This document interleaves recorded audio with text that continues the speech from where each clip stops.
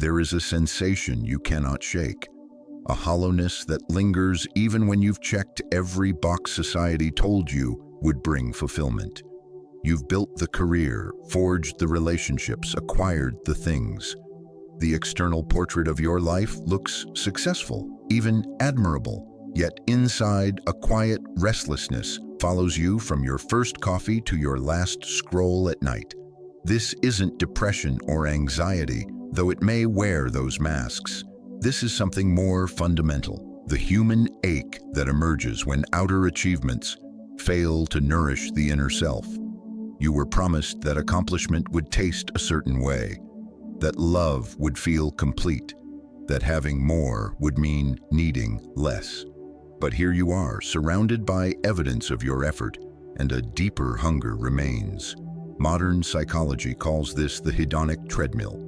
You reach a goal, feel a surge of satisfaction, and then your baseline resets. The new car becomes just transportation. The promotion becomes just another Wednesday. You keep running, but you never truly arrive anywhere new. The ancient Greeks had a word for this, pleonexia, the endless desire for more. It's not a flaw in you, it's a feature of being human. Our ancestors needed this drive to secure survival.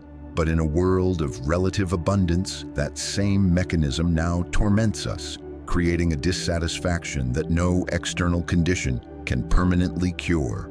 You feel this ache most in the silent moments, when the show ends and the room is too quiet, when you're driving alone and your thoughts have too much space, when you're lying next to someone you love, feeling both profound gratitude and a puzzling emptiness. This quiet guest won't leave, and it won't explain why it's here. The Stoics observed this human condition not as a problem to be solved, but as a message to be decoded. While we try to quiet the ache with more experiences, more validation, more stuff, they learned to sit with it and listen. They discovered this restlessness isn't a glitch in the system. It's a compass pointing toward a capacity we've forgotten how to access. Marcus Aurelius, writing by candlelight while leading an empire through plague and war, captured it. Very little is needed to make a happy life. It is all within yourself, in your way of thinking. He wasn't in a secluded monastery. He was in the gritty battlefield of existence, covered in the dust of real loss and responsibility. Yet he found a source of completeness that was less dependent on his circumstances. This discovery begins with a radical flip of the question. Instead of asking, "How do I get what I want?" you begin to ask, "How can I want what I have?"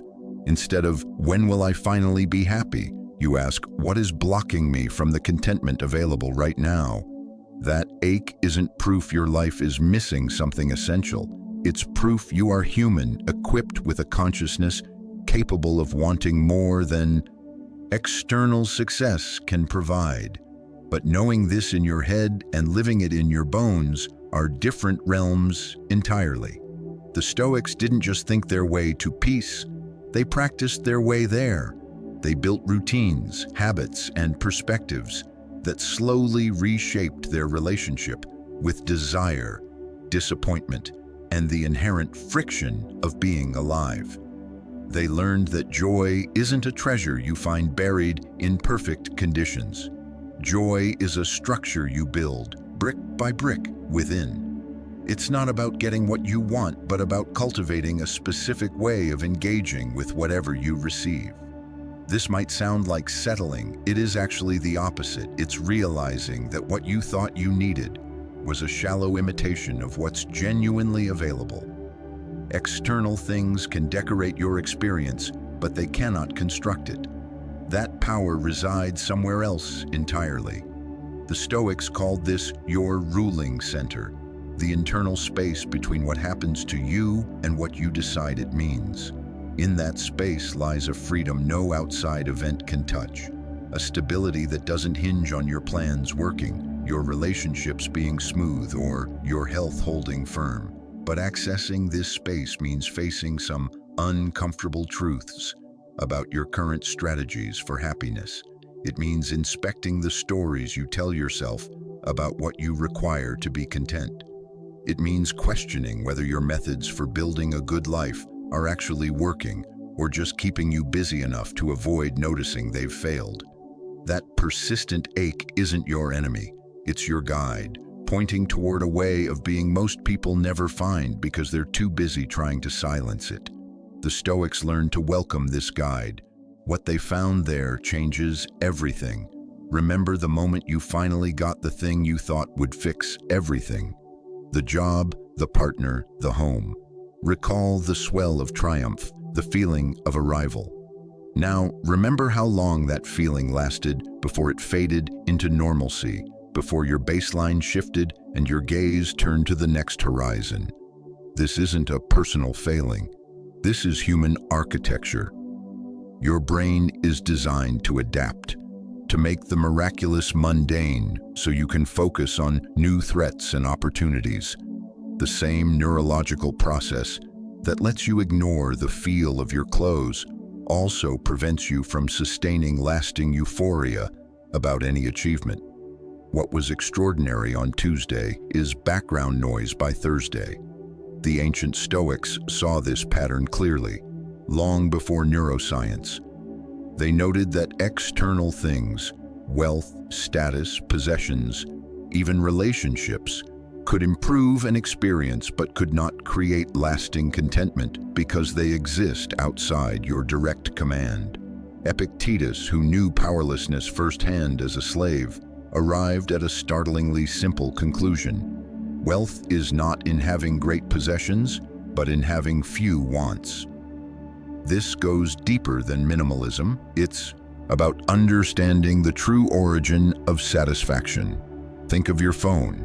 When you first got it, its capabilities were wondrous.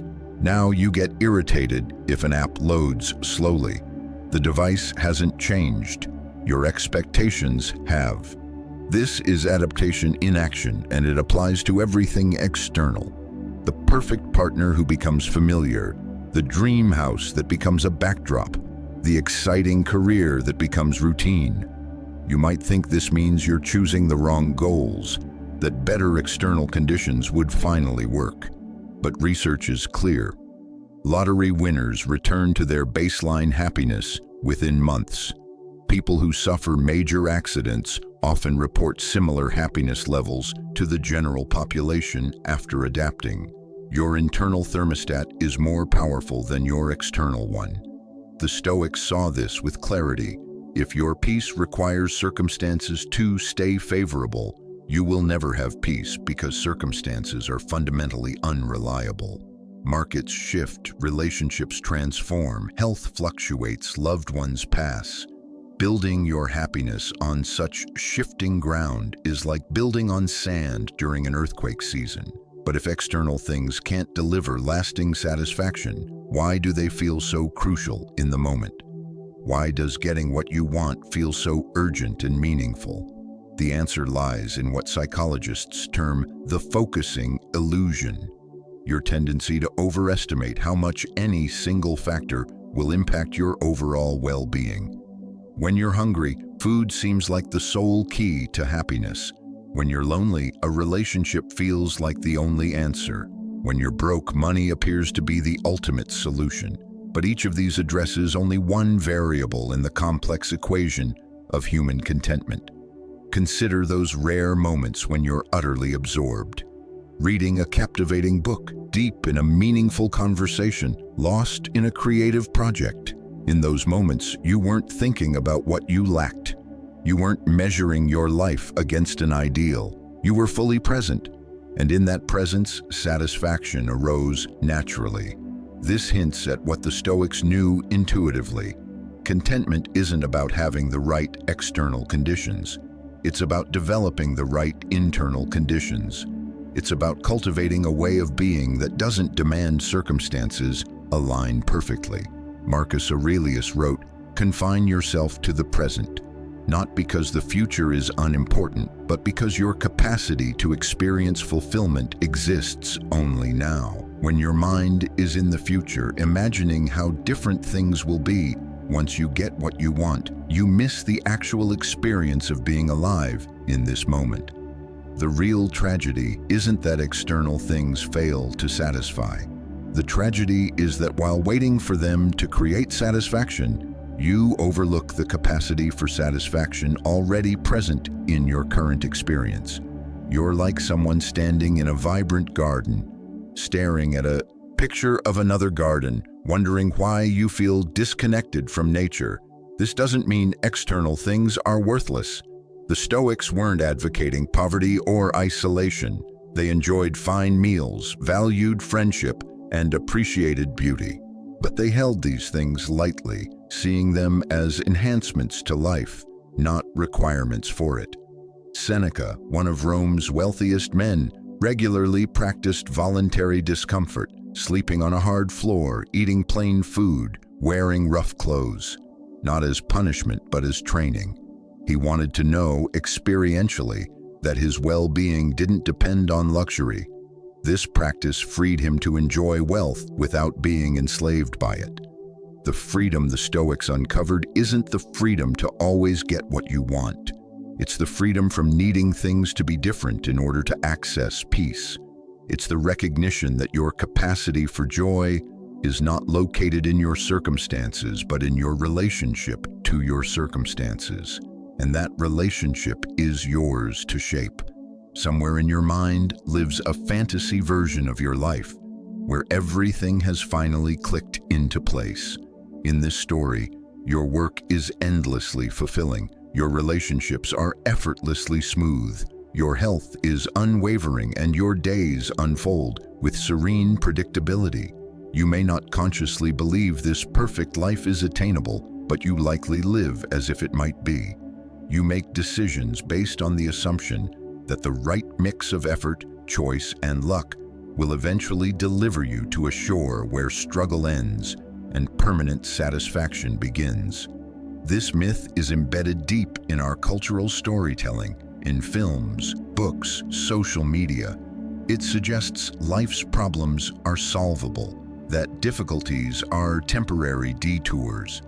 The narrative promises that if you work hard enough, plan well enough, and choose wisely enough, you can construct conditions that reliably produce happiness. The Stoics viewed this myth as one of humanity's most dangerous illusions. They understood that life is not a puzzle to be solved, but a reality to be experienced. A reality that includes uncertainty, loss, disappointment, and pain as fundamental features, not temporary bugs. Marcus Aurelius, with more power than perhaps anyone alive, constantly wrote about the inevitability of frustration. Accept the things to which fate binds you, he reminded himself, not from a place of Zen detachment, but from hard-won experience that fighting reality only magnifies suffering. But if the perfect life is a fantasy, why does improving your circumstances feel so urgent? Why does it seem so reasonable to believe the right job, partner, or achievement will finally provide the stability you seek? The answer lies partly in the peak-end rule, your brain's tendency to judge an experience by its most intense moment and its conclusion. When good things happen, you feel peak joy in that moment. The memory of that peak convinces you that more good things will create more sustained joy. But you forget about adaptation. You forget the hedonic treadmill. Each fulfilled desire births new ones. Solving one set of problems reveals another you hadn't noticed. The person struggling financially dreams of the problems of the wealthy. The single person envies the complications of partnership. This isn't pessimism, it's realism. And realism, the Stoics found, is more optimistic than fantasy because it works with reality instead of fighting it. Peace isn't the absence of storms, but the stability to stand within them. Think of the energy you expend trying to arrange circumstances to match your preferences. You plan, strategize, worry, and effort your way toward conditions you believe will make you feel a certain way. Sometimes it works, briefly, often it doesn't. But even when it works, it demands constant maintenance as circumstances shift and your own preferences evolve.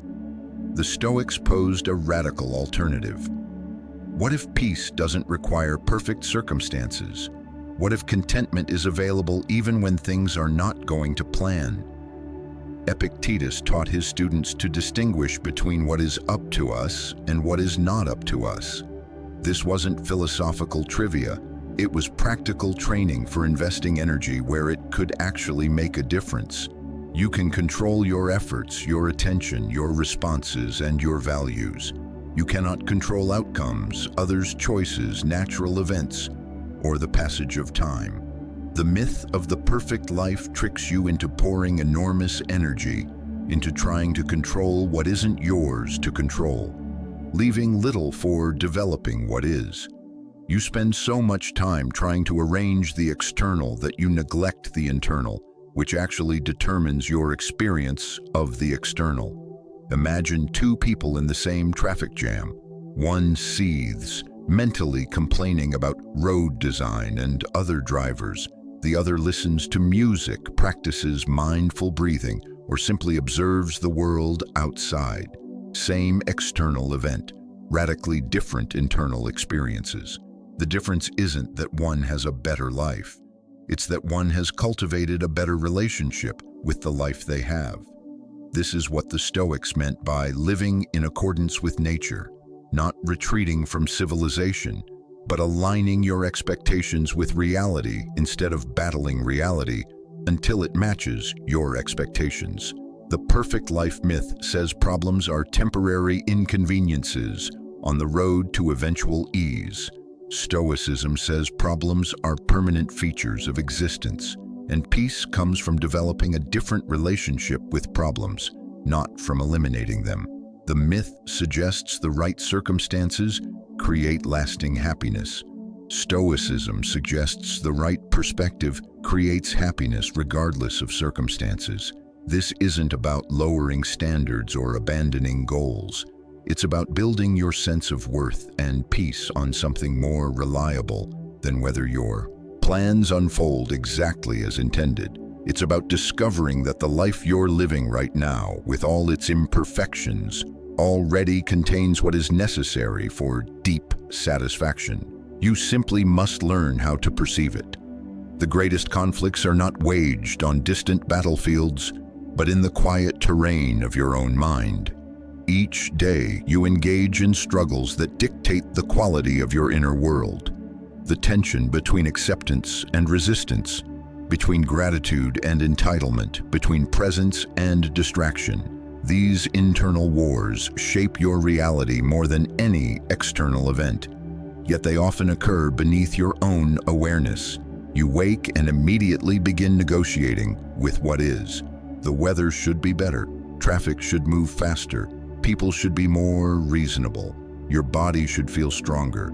This constant, subtle resistance to reality generates a background tension that taints every moment, like a persistent off-key hum. The Stoics identified this internal resistance as the primary source of human suffering. Not pain itself, but the rebellion against pain. Not change itself, but the refusal to accept change. Not uncertainty, but the fight against uncertainty. They saw that while you can't always control what happens, you can learn to command your response. And that command is where genuine freedom lives. But this inner war has many fronts. The first front is attachment. You form bonds not just with people, but with specific outcomes, expectations, and narratives about how things should unfold. When reality conflicts with these attachments, you suffer. Often, the intensity of your suffering correlates not with the event's objective severity, but with the strength of your attachment to a different outcome. The second front is fear, specifically the fear of loss. You may live in constant, subtle dread that the good things in your life might vanish. This creates a cruel paradox. The more you have to lose, the more anxiety you can carry. Success can become its own cage. if you spend your energy protecting your gains rather than fully experiencing them. Seneca practiced premeditatio malorum, mentally rehearsing loss before it happened, not to breed pessimism, but to build emotional resilience and deepen gratitude for what presently exists. The third front is ego, your sense of self, that craves external validation and comparison. The ego wants to be right, important, special.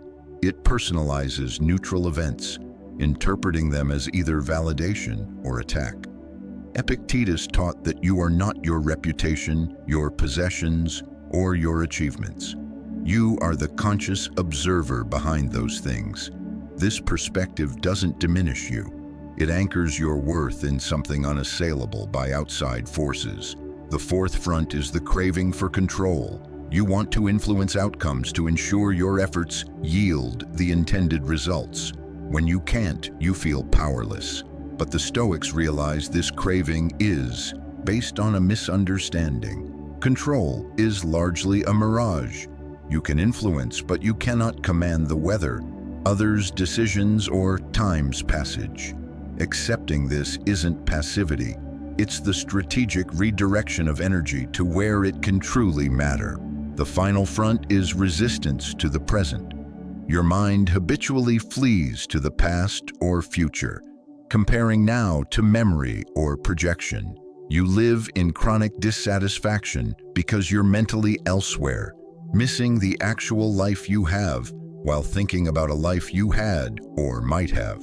This inner war isn't won once and for all. It's a daily practice, a moment-by-moment choice to notice resistance as it arises and to choose a different response. The Stoics developed drills for this: evening reviews, morning preparations, constant reminders of what is and isn't within their power. Most importantly, they approached this inner work with patience and self-compassion. The goal wasn't to erase all negative emotion or achieve permanent serenity.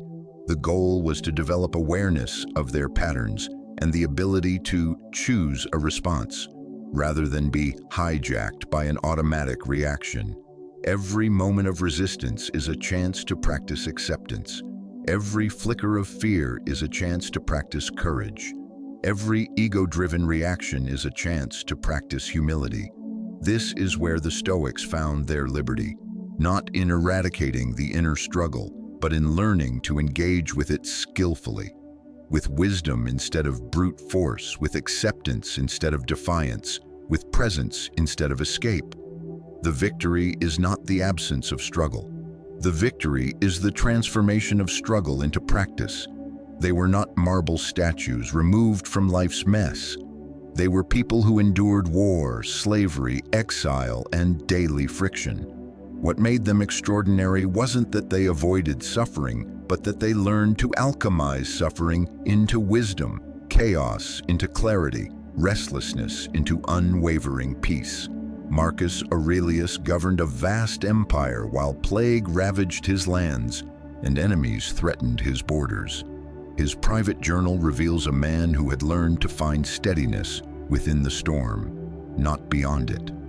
"The best revenge is not to be like your enemy," he wrote, a practical guide for dealing with betrayal, forged in the fire of political reality. Epictetus knew absolute powerlessness as a slave. Yet from that experience he uncovered an internal freedom no circumstance could violate. People are not disturbed by things, but by the views they take of them, he taught. His wisdom emerged from the worst humans can do to each other, yet points to a dignity and strength available regardless of externals. Seneca navigated the treacherous currents of Roman politics, experiencing great wealth, exile, and ultimately a forced suicide. His letters show a man wrestling with living philosophically in an unphilosophical world. A mind that is anxious about future events is miserable, he wrote, having tasted both luxury and deprivation, favor and disgrace. He learned external stability is an illusion, but internal stability is attainable through perspective and practice. These were not people who had life figured out. They were people who had learned how to live skillfully with life's inherent unpredictability. They faced the same core challenges you do: how to love without clutching, how to care without controlling, how to hope without expectation, how to engage fully while holding outcomes lightly. What they discovered through necessity and relentless practice was that peace doesn't demand perfect conditions. It demands a particular way of engaging with imperfect conditions. They learned that joy isn't dispensed by external events, but generated by internal awareness. They found that meaning doesn't depend on getting what you want, but on forging a new relationship with wanting itself. Their insights were not theoretical, they were practical, tempered in the heat of actual challenge, and tested against the full spectrum of human experience. They offer not an escape from difficulty, but a transformation of difficulty into raw material for growth, strength, and unexpected fulfillment. As you move to explore their specific teachings, remember they were developed not in isolation, but in the thick of complexity, uncertainty, and pressure similar to your own. Their wisdom is practical training for the ongoing project of being human. They learned the secret that changes everything: how to be fully alive without requiring life to be anything other than what it is. This is available to you not because you're special, but because you're human, endowed with the same fundamental capacities they learned to strengthen. The journey toward unshakable joy begins right where you are. With this breath, this moment, this choice to engage differently with whatever is happening now. The illusion begins early. As a child, you learn effort yields results. Study brings good grades. Practice improves skill. This implants a deep-seated belief: with enough correct effort, you can control outcomes. When things go wrong, the narrative says you either didn't try hard enough or didn't try the right way. This belief serves you in many ways. It fuels persistence and responsibility, but it also sets you up for profound frustration when reality refuses to cooperate with your efforts. You plan meticulously, work diligently, decide thoughtfully, yet things still unravel. Others make choices that disrupt your intentions. Unpredictable events occur. Illnesses arise despite healthy habits. Each time this happens, you face a choice: question the fundamental belief in control, or blame yourself for not controlling things well enough. Most choose the latter, layering on anxiety, guilt, and exhaustion as they redouble efforts to command the uncontrollable. The Stoics saw this clearly and offered a radical alternative: the dichotomy of control. They split all of existence into two categories: what is up to you and what is not, and proposed that peace comes from focusing exclusively on the first, while accepting the second completely. What is up to you is surprisingly small: your choices, your judgments, your attention, your effort, your values, your character. What is not up to you is nearly everything else: outcomes, others' decisions, natural events, your reputation, the past, the future. This distinction is practical training for energy investment. Spending energy trying to control what isn't yours creates suffering without creating change. Focusing energy on what is yours creates real influence and builds inner resilience. Epictetus began his teachings with this: some things are within our power, while others are not. This was immediate guidance for daily friction, not abstract theory.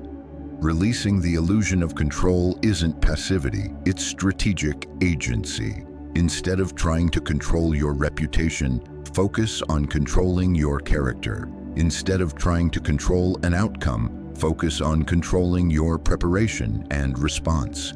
This shift creates what psychologists call an internal locus of control: the understanding that your experience is shaped more by your choices than by external events.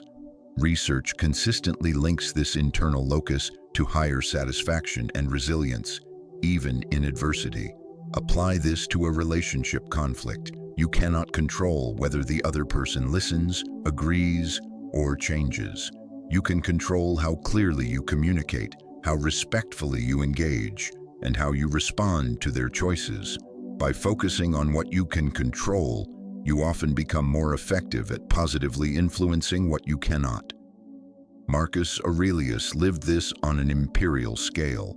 He couldn't control invasions, plagues, or allies' loyalty, but he could control his decisions, his character, and his response to each crisis. You have power over your mind, not outside events, he reminded himself. This was hard-earned wisdom about where true power resides. The liberation from the control illusion is profound but gradual. Your nervous system is conditioned to feel responsible for outcomes, to grow anxious when you can't influence results. Learning to distinguish between influence and control, between doing your best and guaranteeing results, requires practice. Start small. Notice frustration with traffic or another's choice.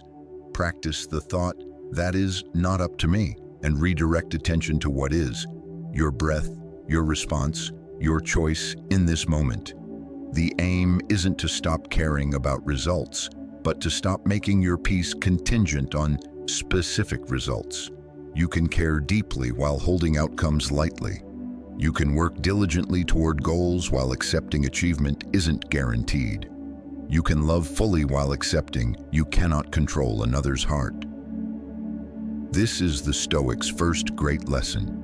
Control is often a mirage, but your relationship to this truth determines whether the mirage tortures you or liberates you. When you cease trying to command the uncommandable, you discover profound power over what you can actually command. When you stop fighting reality, you find energy to engage with reality skillfully. The peace you seek doesn't require controlling your circumstances. It requires mastering your relationship with circumstances that will always remain, to some degree, beyond your control. This is where authentic freedom begins. You've been taught to evade suffering as if it's an enemy, to medicate it, distract from it, or organize your life to minimize its appearance. This seems logical. Why choose pain when pleasure is an option? Yet the Stoics uncovered a counterintuitive truth. Suffering, when met consciously, becomes one of life's most effective teachers, forging character in ways comfort never could.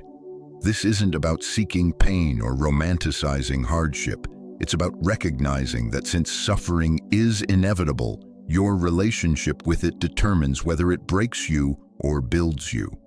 The question isn't whether you'll face loss, disappointment, failure, or grief. The question is whether you'll let these experiences teach you about resilience, compassion, and what truly matters. Marcus Aurelius understood this through direct experience. He lost children, watched plague devastate his empire, faced betrayal. His private notes show a man who had learned to extract wisdom from pain. "The universe is change. Our life is what our thoughts make it," he wrote, not as abstract philosophy, but as practical guidance forged in real loss. He learned that suffering often reveals strengths you didn't know you possessed. But this transformation requires a conscious choice in how you relate to difficulty. You can approach suffering as a victim, something happening to you that shouldn't be, or as a student, something happening for you, an opportunity to develop qualities only forged under pressure. Epictetus, whose early years as a slave gave him intimate knowledge of pain, taught that external events cannot harm your character unless you permit it. "It's not what happens to you, but how you react to it that matters," he insisted. He learned that while others could control his body and circumstances, they could not control his thoughts, values, or fundamental dignity unless he surrendered them.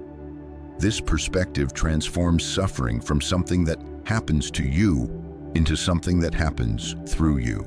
Pain becomes a refining fire, burning away illusion. Disappointment becomes training in releasing attachment. Loss becomes education in appreciation. Failure becomes practice in rebuilding with greater wisdom. The Stoics called this amor fati, a love of fate, not passive resignation, but an active embrace of whatever life presents, including the difficult chapters. This doesn't mean enjoying pain, but finding meaning within it, using obstacles as raw material for developing strength, wisdom, and compassion. Seneca, who experienced both wealth and exile, wrote, "Every new beginning comes from some other beginning's end." He recognized that loss often creates space for unexpected growth. His forced exile, initially a catastrophe, became an opportunity for philosophical reflection that yielded some of his deepest insights. How do you practically love your fate when it includes experiences you wouldn't choose? The key lies in distinguishing between pain and suffering. Pain is the inevitable physical or emotional sensation. Suffering is the optional layer, the stories you tell yourself about why the pain shouldn't exist.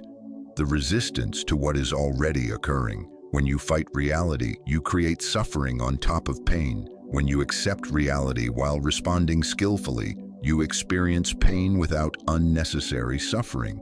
Consider grief. The pain of loss is natural, unavoidable, but the suffering that comes from believing the loss shouldn't have happened, that life is unfair, that you should be over it by now. This is created by your resistance to the natural process of grief. Allowing grief to move through you without such resistance lets it become a form of love, a way of honoring connection. The same applies to failure. The disappointment is real, but the suffering that comes from believing failure means you're inadequate, that you should have succeeded, that your worth is tied to the outcome. This is created by your interpretation, not by the event itself. Suffering teaches patience when you want instant results. It teaches humility when you want to feel superior. It teaches compassion when you're inclined to judge. It teaches gratitude when you're prone to take things for granted. But perhaps most importantly, suffering teaches you that you can endure much more than you believe. Each time you navigate loss or pain without being destroyed, you gather evidence of your own resilience. Each time you find meaning within difficulty, you develop the capacity to find meaning anywhere. This doesn't make you callous. The Stoics felt deeply, but they learned to hold these experiences as weather passing through, not as the permanent climate of their being. The suffering you try to avoid isn't your enemy. It's your instructor, offering lessons in strength, wisdom, and compassion that comfort could never provide. When you stop running from these lessons, you find that the very experiences you feared most become the foundation of an unshakable peace that doesn't depend on everything going to plan. This is amor fati, not loving everything that happens, but loving who you become through learning to respond skillfully to everything that happens. The word detachment often conjures images of emotional coldness, of someone withdrawn from caring, observing life with clinical distance. This misunderstanding has made many wary of Stoic teachings. Imagining equanimity requires sacrificing passion, love, and engagement. But the Stoics cultivated a different kind of detachment. Not the absence of feeling, but the freedom to feel without being controlled by those feelings. True detachment is akin to being a lighthouse in a storm. The waves crash with force, the wind howls, the rain pelts down, but the lighthouse remains stable. It doesn't ignore the storm or pretend it isn't happening. It acknowledges the storm completely while maintaining its essential function to provide light. The lighthouse is fully present to the storm without being overwhelmed by it. This is the detachment the Stoics built. Not emotional withdrawal, but emotional resilience. They learned to experience the full spectrum of human emotion while maintaining an inner steadiness that didn't depend on those emotions being comfortable or familiar.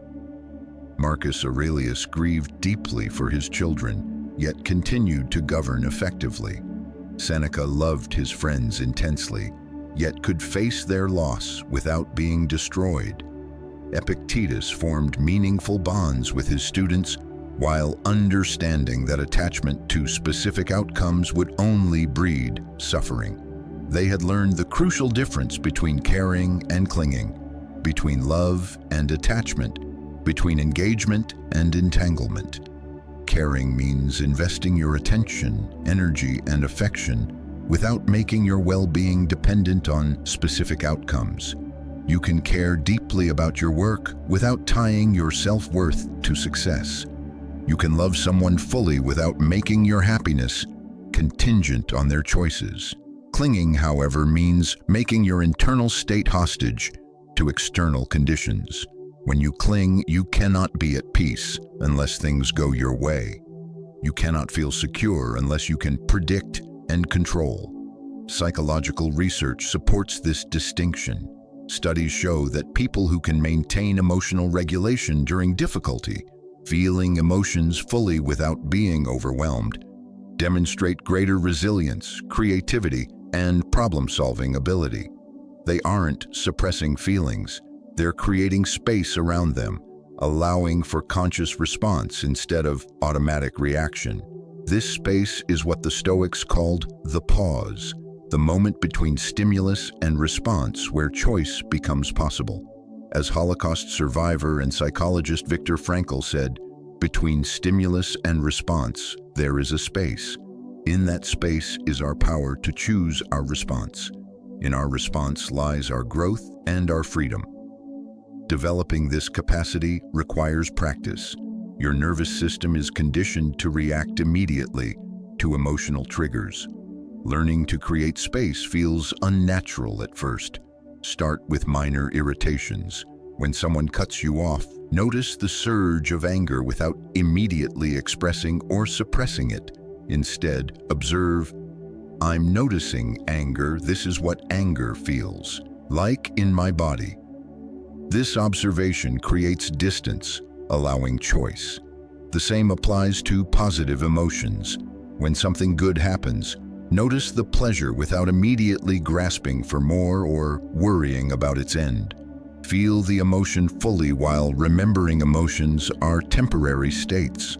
This doesn't make you less passionate, it makes you more so, because you're no longer wasting emotional energy resisting emotions or trying to control outcomes. You're free to love fully because you're not afraid of loss. You're free to care deeply because you're not dependent on specific results. You're free to feel intensely because you're not identified with your feelings. The lighthouse doesn't love the storm, but it doesn't hate it either. It simply provides light regardless of conditions. This is the stability the Stoics cultivated, not the absence of emotional weather, but the ability to function regardless of it. Seneca put it beautifully, "The mind that is anxious about future events is miserable." Detachment means being fully present to current experience without being tormented by anticipation of the future or regret about the past. This creates a liberating paradox. The less you cling to outcomes, the more you can influence them positively. The less you depend on feeling good, the more good you actually feel. The less you need things to be different, the more capacity you have to change things skillfully. Detachment is not coldness, it's the warmth of a fire that doesn't need external fuel to keep burning. It's the love that doesn't need to possess what it loves. It's the engagement that doesn't require guaranteed results to remain committed. This is the freedom the Stoics discovered. Not freedom from feeling, but freedom within feeling. Not freedom from caring, but freedom from being controlled by your caring. Not freedom from life, but freedom to live fully regardless of what life presents. Every morning after a major military victory, a Roman general would ride through the streets in a triumphal parade. Crowds cheered, music played, gold glittered, but walking beside him was a slave whose sole duty was to whisper in his ear, "Memento mori." Remember, you must die. This wasn't cruelty or pessimism, it was profound wisdom. The Romans understood that remembering mortality brings piercing clarity about what actually matters. When you truly absorb that your time is limited, that this conversation could be your last with this person, this day your final chance to express love or make a meaningful choice, everything sharpens into focus. Most people live as if time is infinite, making decisions based on the assumption there will always be another chance, another conversation, another opportunity to set things right. This illusion creates a chronic urgency about trivial matters and a dangerous complacency about essential ones. You rush through traffic to save 3 minutes while postponing important conversations for years. You stress over minor inconveniences while neglecting to tell people you love them. The Stoics practiced contemplating death not to become morbid, but to become fully alive. Marcus Aurelius regularly reminded himself that everyone he met, himself included, would die. This wasn't depressing, it was liberating. It freed him from petty resentments, trivial concerns, and the exhausting effort of taking everything personally. "You could die today," he wrote. "Let this determine what you do and say and think." This was meant to create perspective, not anxiety. Death is the ultimate teacher of priorities. Nothing clarifies what matters like the recognition that everything is temporary, the promotion you stress over, the argument you're holding on to, the grudge you maintain. How important will these feel on your final day? This isn't meant to trivialize current concerns, but to right-size them, to help you distinguish between what deserves your precious attention and what does not. Seneca, who faced his own execution with remarkable composure, wrote extensively about mortality as a clarifying force. "Let us prepare our minds as if we'd come to the very end of life," he suggested. "Let us postpone nothing. Let us balance life's books each day." The one who puts the finishing touches on their life each day is never short of time. This practice of daily completion, living each day as if it might be your last, creates not recklessness, but profound intentionality. When conscious of mortality, you're less likely to waste time on activities misaligned with your values. You're more likely to have the difficult conversation, express the important feeling, take the meaningful risk that fear normally prevents. But perhaps most importantly, remembering death transforms your relationship with life itself. When you truly understand your existence is temporary, each moment becomes precious, not because it will last forever, but precisely because it won't. The coffee tastes richer because you won't drink it indefinitely. The conversation feels more meaningful because you won't have it eternally. The sunset appears more beautiful because you have limited opportunities to witness such beauty. This is the paradox of mortality. Death doesn't diminish life, it intensifies it. The knowledge that something is finite makes it more valuable, not less. A song you can only hear once becomes more precious than one you can play on repeat. A person you can only love for a limited time becomes more dear than someone you could love forever. Existential philosophers have long recognized this principle. Heidegger wrote of being toward death as the authentic mode of existence, understanding that consciousness of mortality frees you from conformity and others' expectations. When you know your time is limited, you're more likely to live according to your own values. But facing mortality honestly requires courage because it means accepting ultimate uncertainty and lack of control. You cannot know when death will come or how. This uncertainty can breed anxiety if you try to control it, or wisdom if you learn to accept it. The Stoics learned to hold death as a companion rather than an enemy, not someone to welcome prematurely, but whose presence reminds you to live fully while you can. They understood that the fear of death often prevents people from truly living, creating a kind of death before death. Consider how awareness of mortality might shift your daily choices. Would you spend as much time scrolling if you remembered this day will never return? Would you hold on to anger as tightly if you knew your time with that person is limited? Would you postpone expressing love if you understood opportunities for expression are finite? This doesn't mean living with constant obsessive awareness of death. It means periodically pausing to remember the preciousness born of impermanence.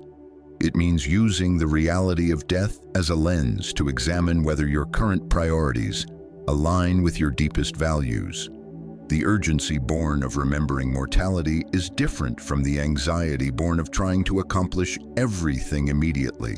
It's the urgency of presence, of attention, of not wasting the gift of consciousness you've been given for this brief, miraculous span. Marcus Aurelius captured it. Death smiles at us all. All a man can do is smile back. This isn't resignation, but recognition. Death is part of the contract of being alive. Fighting this reality only prevents you from savoring the time you have. When you stop running from the fact of mortality and start using it as guidance for how to live, everything changes. Not because life gets easier, but because it becomes clearer. The fog of trivial concerns lifts, and what remains is what has always mattered. Love, meaning, connection, growth, and the precious temporary gift of awareness. Death gives life its urgency, not to make you afraid, but to make you awake. You've been searching for joy in all the wrong places, not because you're foolish, but because you've been taught to look for it where it cannot be found. Our culture suggests joy is a discovery waiting to happen, in the right relationship, the perfect job, the ideal living situation, the achievement that finally delivers the happiness you seek. The Stoics understood something that transforms this entire endeavor. Joy is not something you find, but something you build, not a destination you reach, but a capacity you develop. This realization changes everything because it means joy is not dependent on external circumstances cooperating.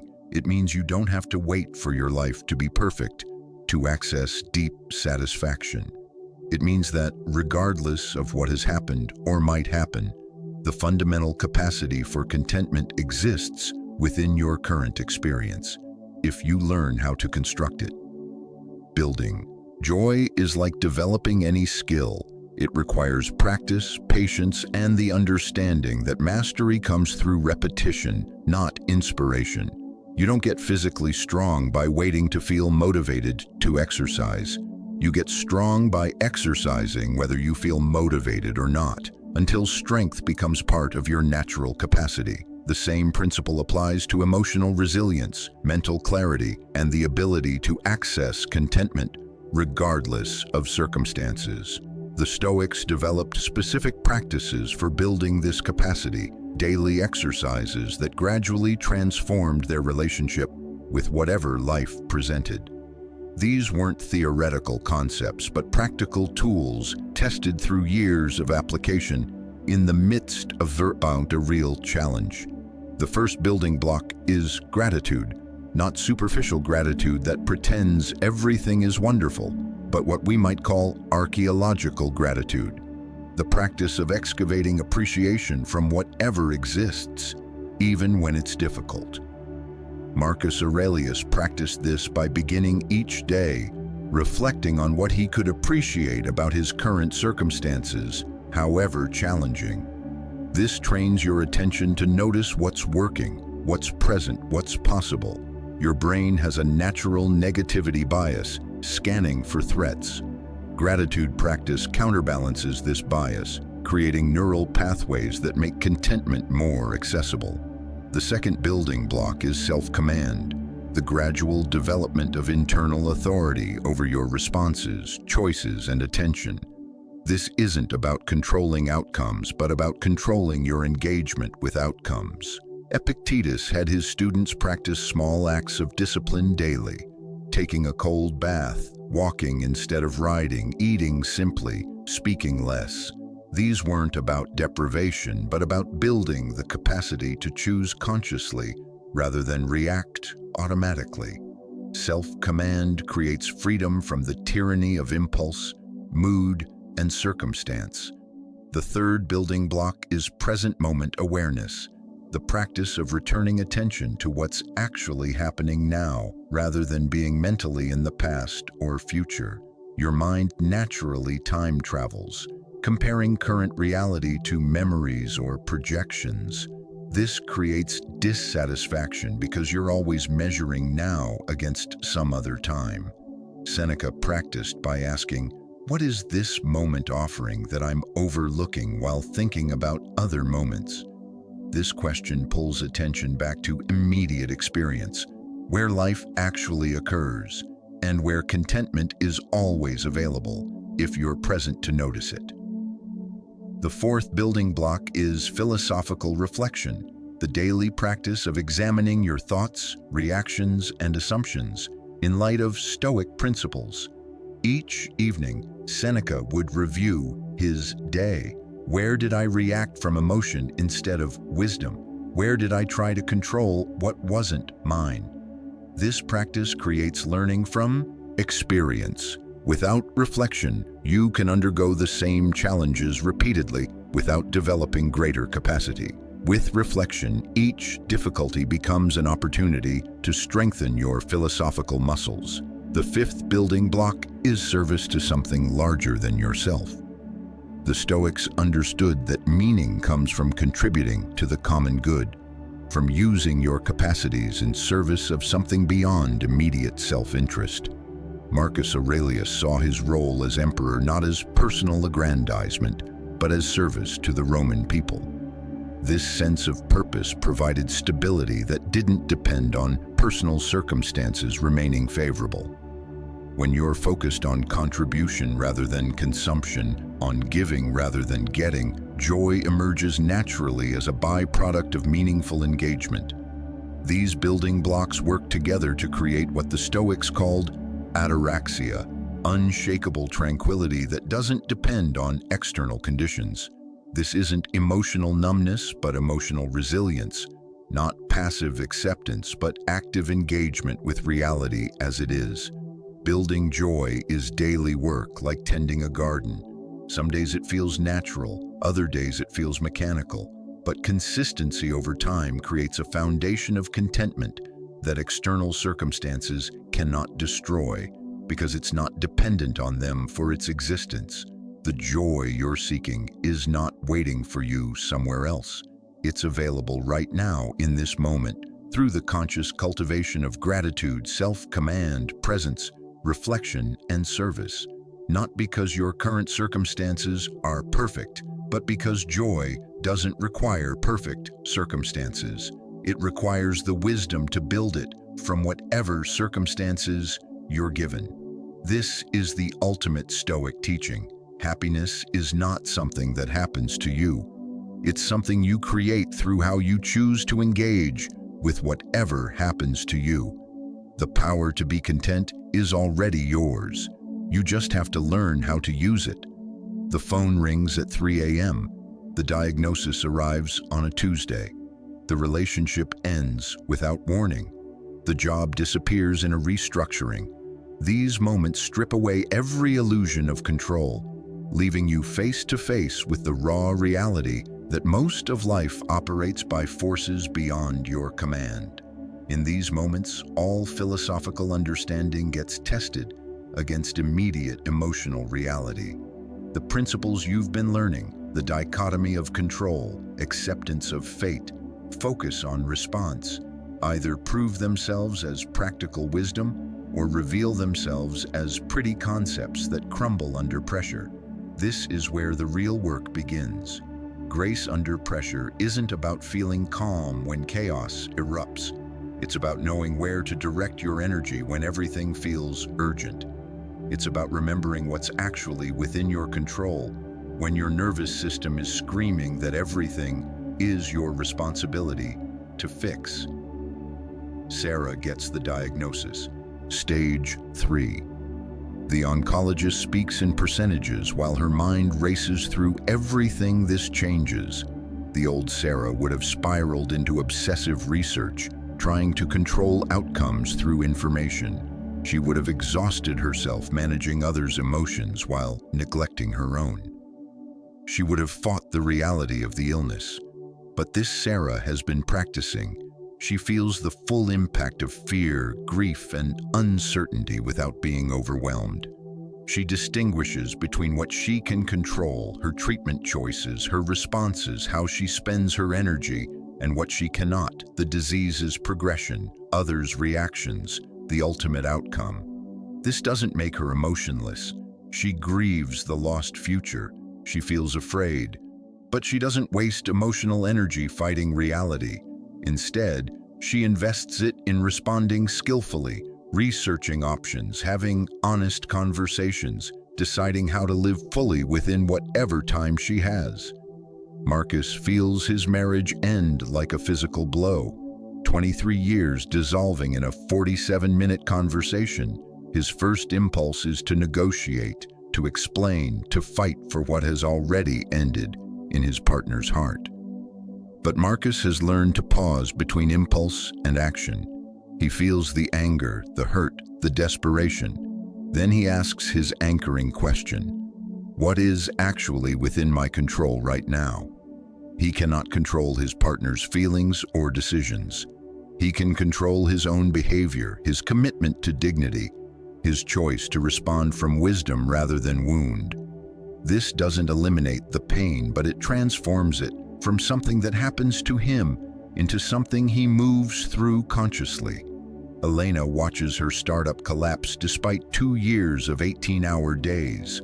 The funding fell through, the team dispersed. The old Elena would have taken this as personal failure, evidence she wasn't smart or hardworking enough. She would have replayed every decision, carrying the weight of others' disappointment. But this Elena has learned that outcomes are not reliable measures of effort or worth.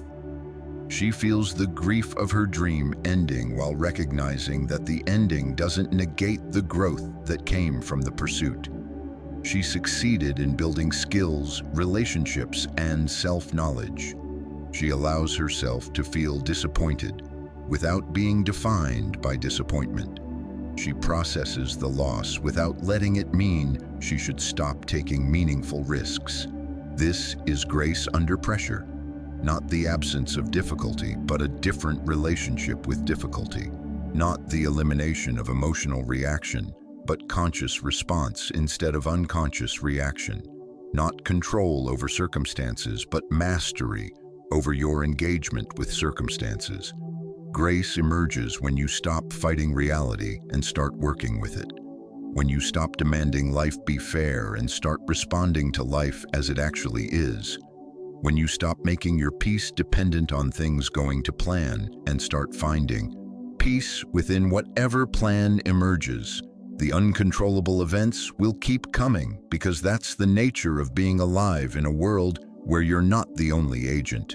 But in the space between what happens to you and how you respond lies your freedom. In that space, you can choose courage over fear, wisdom over reactivity, grace over bitterness, growth over stagnation. The Stoics discovered this freedom is not diminished by difficult circumstances. It is revealed by them. Easy times don't require philosophical depth. Comfort doesn't demand emotional maturity. Predictability doesn't call forth your highest capacities, but crisis does. Loss does. Uncertainty does. The events that disrupt your plans also create opportunities to discover strengths you didn't know you had, to develop wisdom that only comes through testing, to access a grace that emerges only when you need it most. This is the deepest Stoic insight. You are not broken by what happens to you. You are revealed by how you respond to what happens to you. And in that revelation lies a freedom no external circumstance can touch.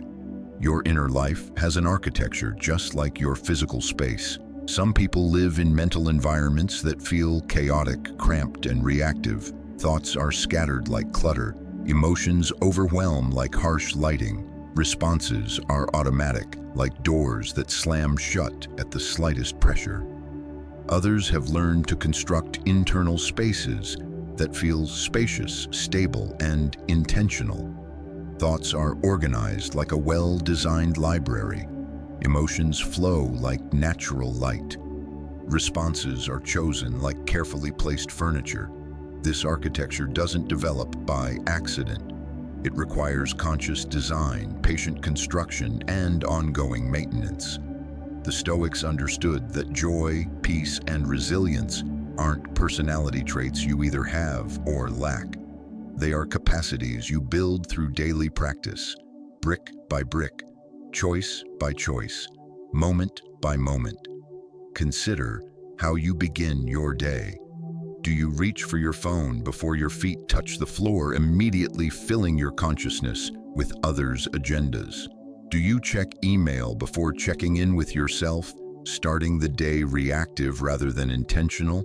Or have you created a morning ritual that grounds you in your values before engaging external demands?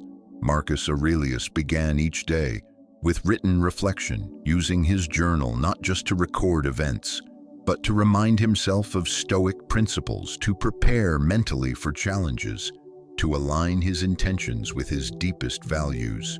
When you wake up in the morning, he wrote to himself, think of what a precious privilege it is to be alive, to breathe, to think, to enjoy, to love.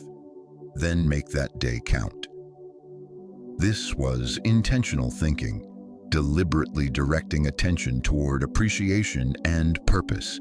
Seneca practiced evening reflection with equal discipline, examining each day like a craftsman inspecting his work. Where did I respond wisely? Where did I react from emotion? What can I learn? This practice transformed daily experience from something that happened to him into raw material for developing character and wisdom. But inner architecture goes beyond morning and evening rituals. It includes the small, seemingly insignificant choices that accumulate over time. How you respond when cut off in traffic, whether you complete tasks you've committed to, how you speak to yourself when you make a mistake, whether you choose the easy path or the growth path when facing minor discomfort. Epictetus taught his students to practice discipline in small things as training for maintaining wisdom in large things.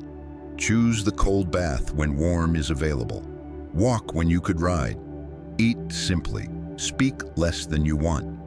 These exercises weren't about deprivation, but about developing prohairesis, your faculty of moral choice, your capacity to align actions with values rather than being controlled by circumstance or social pressure. Like a muscle, this capacity strengthens with use and atrophies with neglect.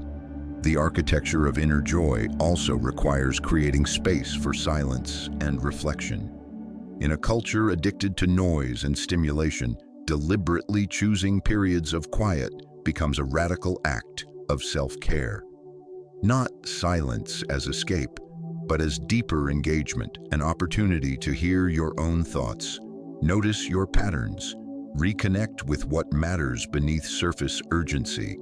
This might mean the first hour without your phone, walks without podcasts, meals without screens, 10 minutes of sitting without agenda. Inner architecture also includes what you feed your mind. Just as your physical body is built from the food you consume, your mental and emotional self is built from the information, relationships, and experiences you regularly absorb.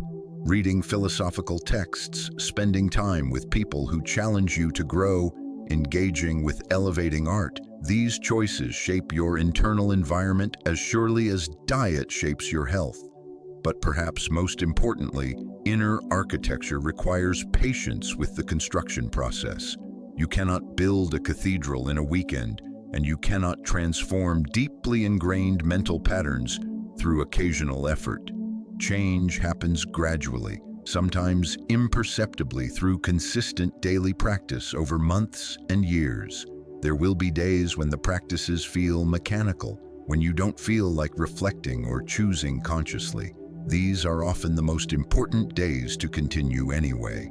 not because the practices are magical, but because consistency builds the internal infrastructure that supports you when motivation fails and circumstances become difficult. Think of a temple built to last centuries. The builders don't skip steps because they're not in the mood. They understand every brick matters, that shortcuts create weaknesses that reveal themselves under pressure. Your inner architecture deserves the same care. The goal isn't perfection, but progress.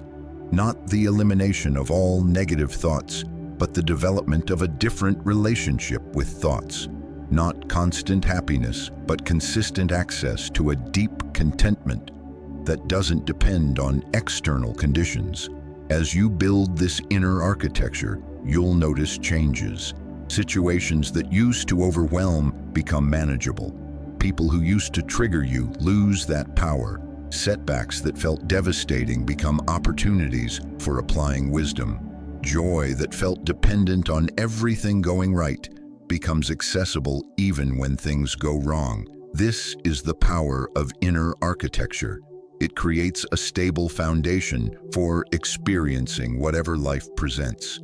The storms still come, but you're no longer at their mercy.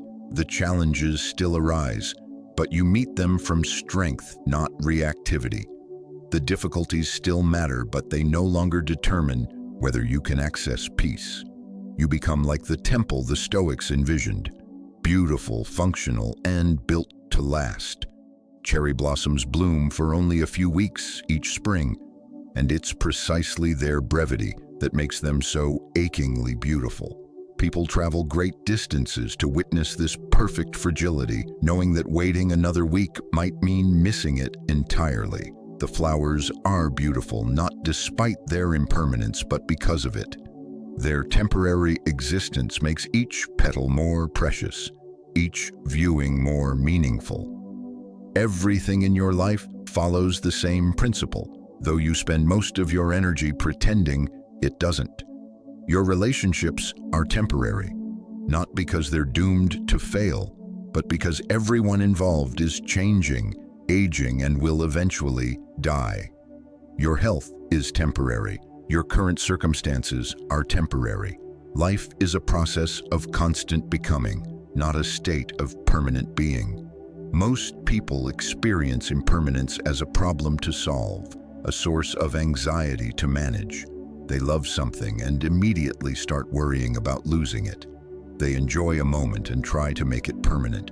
They find happiness and build walls around it to protect it from change. But the Stoics discovered something revolutionary. Impermanence is not the enemy of joy, but its deepest source.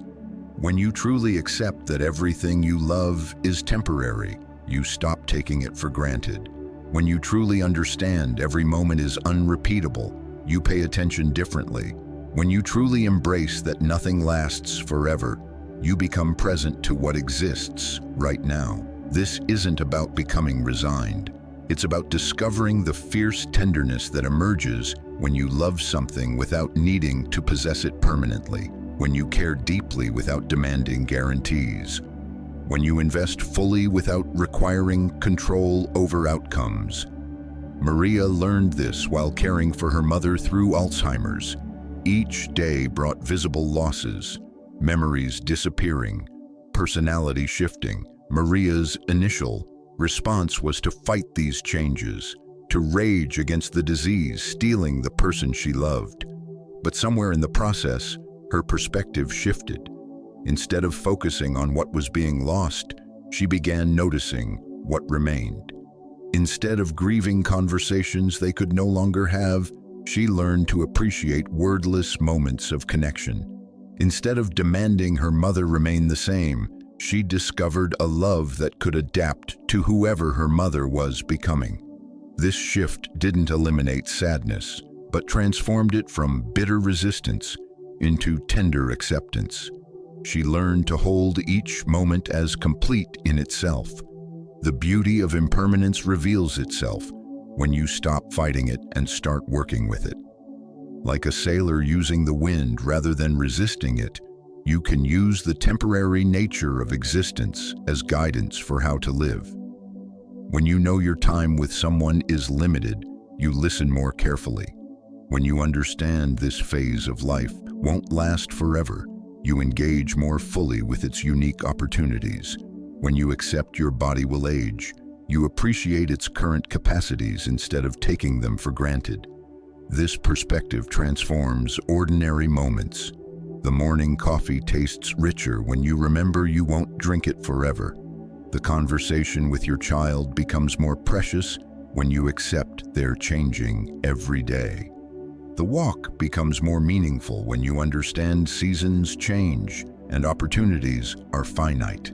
Death, in this context, becomes not the opposite of life, but life's most profound teacher. The knowledge that everything ends gives everything weight.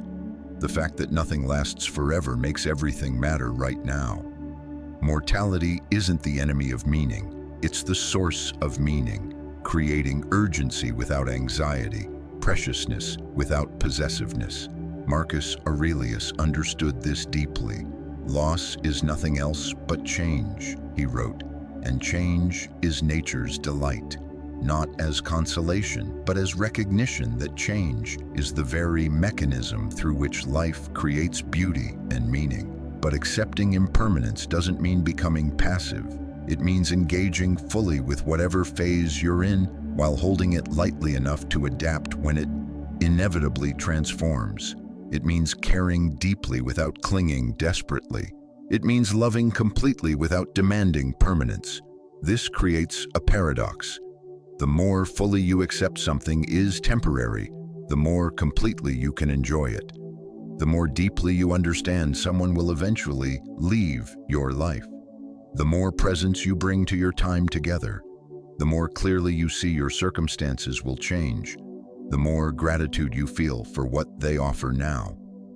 Seneca practiced this by regularly imagining the loss of things he valued, not to become pessimistic, but to cultivate appreciation.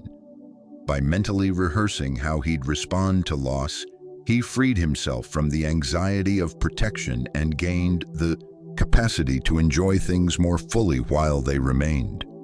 The beauty of impermanence is that it makes everything a gift, not an entitlement. You didn't earn the sunset. It was given for this moment. You didn't deserve the love you receive. It was offered for however long it lasts. When you see life as a series of gifts rather than possessions, impermanence becomes not a threat, but a reminder to receive each gift fully.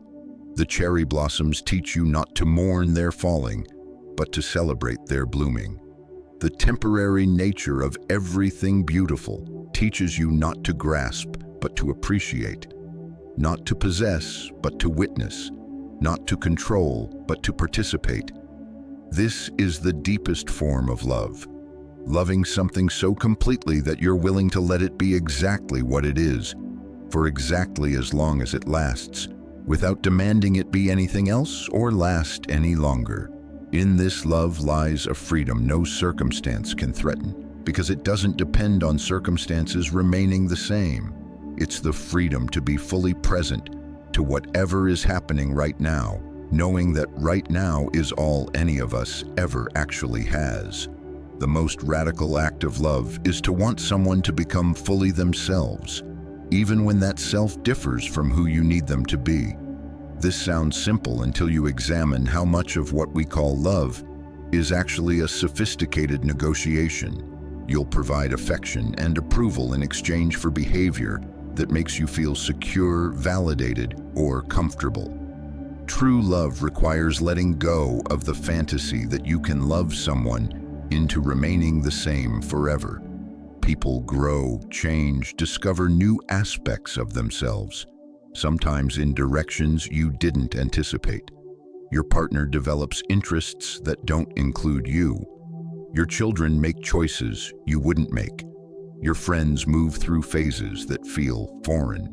The choice in these moments is always the same.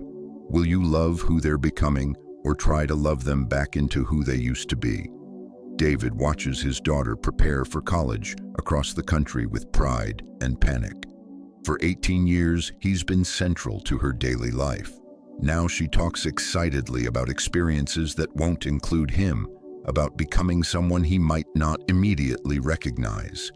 His first impulse is to find reasons why staying closer would be better.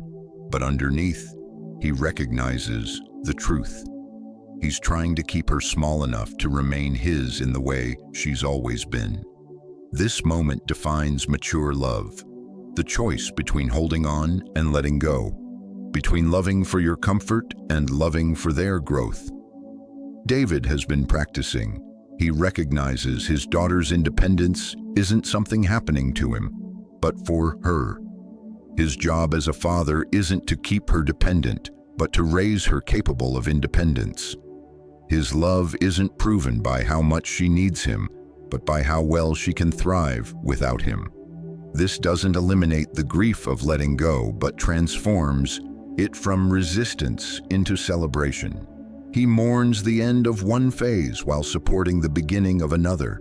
Sarah faces a different challenge as her husband of 15 years begins expressing new interests in philosophy and meditation, subjects that never interested him before. He's becoming someone she's not sure she married. Her initial response is to feel betrayed, as if he broke an unspoken contract to remain the person she fell for. She finds herself criticizing his new interests, feeling threatened. But then she asks a Stoic question. Is my discomfort with his growth about him or about me? Is my resistance about love or about control?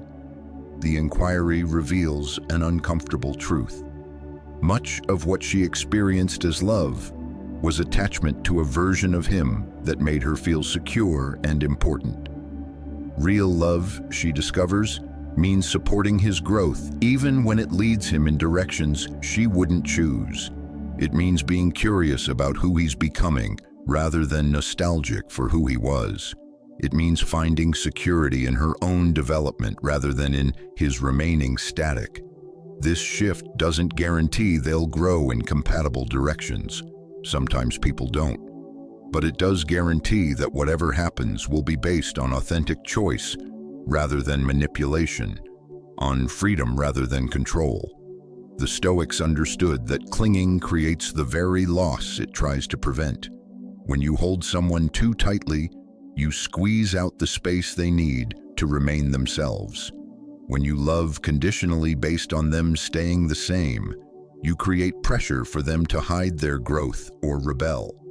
Epictetus, who knew being controlled intimately, taught that love means wanting what's best for someone, even when what's best for them isn't what's best for you. It means celebrating their freedom even when it creates uncertainty for you. This creates a paradox. The more space you give someone to leave, the more likely they are to stay. The more freedom you offer someone to change, the more likely they are to include you in their changing. The more you love them for who they're becoming rather than who they've been, the more they can become themselves while remaining connected. But this requires developing your own internal stability that doesn't depend on others remaining predictable. It requires building security from your own growth rather than from controlling others' growth. It requires finding meaning in your own becoming. Marcus Aurelius, despite holding ultimate power, practiced powerlessness in his personal relationships. He loved his family while accepting he could not control their health, choices, or longevity.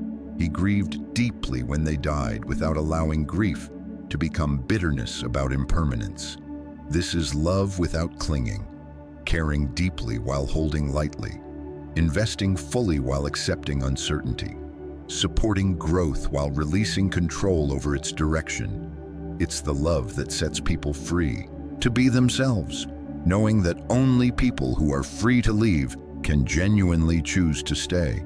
In this freedom lies the deepest intimacy possible, connection based on choice rather than obligation, on appreciation rather than possession, on mutual growth rather than mutual stagnation. It's the kind of love that doesn't end when circumstances change, because it was never dependent on circumstances remaining the same. This is the love the Stoics discovered. Love that doesn't cling because it doesn't need to. Love that doesn't control because it trusts. Love that doesn't possess because it understands the best things in life can only be received, never owned. And in this love lies a joy no loss can threaten, because it was never dependent on permanence for its existence. After the storm passes, something remains, not the absence of weather, but a deeper stability that was always present beneath the turbulence, waiting to be discovered. The trees that bent find themselves still rooted. The foundation that felt shaken reveals itself as solid. The peace you thought was lost was simply obscured by the noise of fighting what could not be fought. This is where the Stoic journey leads. Not to a life without difficulties, but to a way of being that doesn't depend on difficulties disappearing.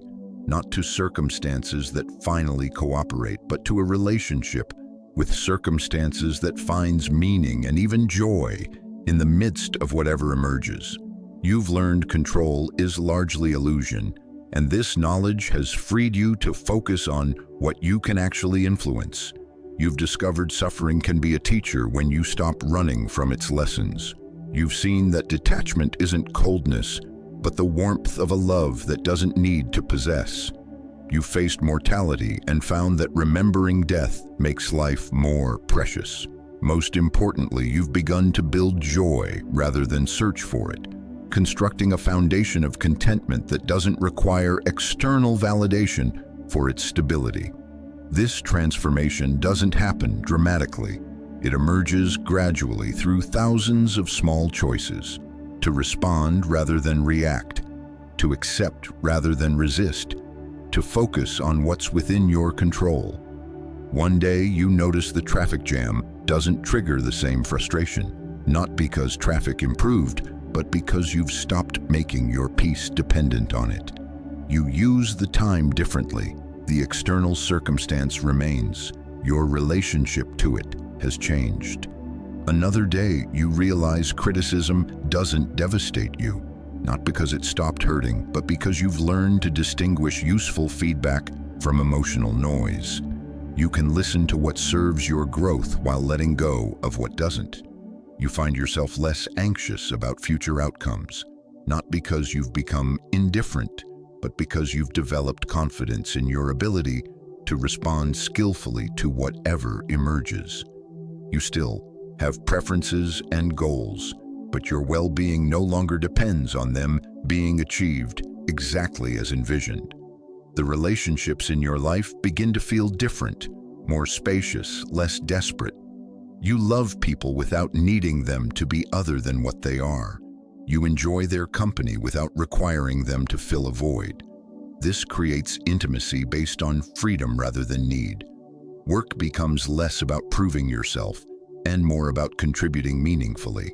Success feels good, but failure doesn't destroy your sense of worth. You engage fully with professional challenges while holding your identity lightly. Even loss, which still hurts, becomes something you can move through without being permanently broken. You grieve fully without becoming trapped in grief. You feel disappointment without being defined by it. This is not emotional numbness, it's emotional resilience, not the absence of strong feelings, but the capacity to feel strongly without being overwhelmed. Not detachment from life, but deeper engagement based on wisdom rather than reactivity. The quiet joy that emerges from this way of living is different from the happiness you used to seek. It's not dependent on things going well, though it's enhanced when they do. It's not fragile in the face of difficulty. It's not exciting in the way getting what you want is exciting, but it's more reliable than any external source of satisfaction. This joy feels like coming home to yourself after a long journey of looking for yourself in other places. It feels like discovering that what you thought you needed to find was already present, waiting to be uncovered beneath layers of anxiety, striving, and resistance. Marcus Aurelius described this as living according to your true nature, not the nature that wants immediate gratification, but the deeper nature that finds meaning in virtue, growth, and service. When you align your daily choices with this deeper nature, satisfaction emerges as a byproduct of integrity. Seneca wrote about the difference between pleasure and joy. Pleasure depends on external conditions. Joy emerges from internal conditions: wisdom, virtue, acceptance. Pleasure is temporary because external conditions are temporary. Joy can be lasting because it's based on capacities you can develop and maintain regardless of what happens around you. Epictetus taught that this joy is available to anyone willing to do the work, regardless of circumstance. It doesn't depend on being lucky in life, but on being skillful with whatever life provides. And perhaps most remarkably, this joy doesn't isolate you from others, but connects you more deeply. When you're not desperately seeking happiness from external sources, you become capable of genuinely appreciating what others offer. When you're not using relationships to fill voids, you can love people for who they are. When you're not defending against loss, you can be fully present to connection. The storm passes, and what remains is not the absence of weather, but your capacity to find shelter within yourself. Regardless of weather, the difficulties continue, and what remains is not the absence of challenge, but your ability to meet challenge with grace. The impermanence continues, and what remains is not the absence of loss, but your capacity to love fully despite the certainty of loss. This is the stillness the Stoics discovered, not empty silence, but the profound quiet of being at home in your own life, whatever it contains. Not the peace of having everything you want, but the peace of wanting whatever you have. Not the joy of perfect circumstances, but the joy of being perfectly present to imperfect circumstances. In this stillness lies everything you were seeking when you began, not because you found it somewhere else, but because you discovered it was never anywhere else to find. The quiet joy of being was always here, waiting beneath the noise of wanting things to be different. Now you know how to listen for it. Now you know how to rest in it. Now you know that no external storm can destroy what was never dependent on external calm for its existence. This is where peace lives. This is where joy resides. This is where you have always belonged. If this perspective resonated with you, help others find this channel. Like this video and subscribe to Stoic Mindset Mastery for more practical wisdom on building an unshakable inner life. The journey continues.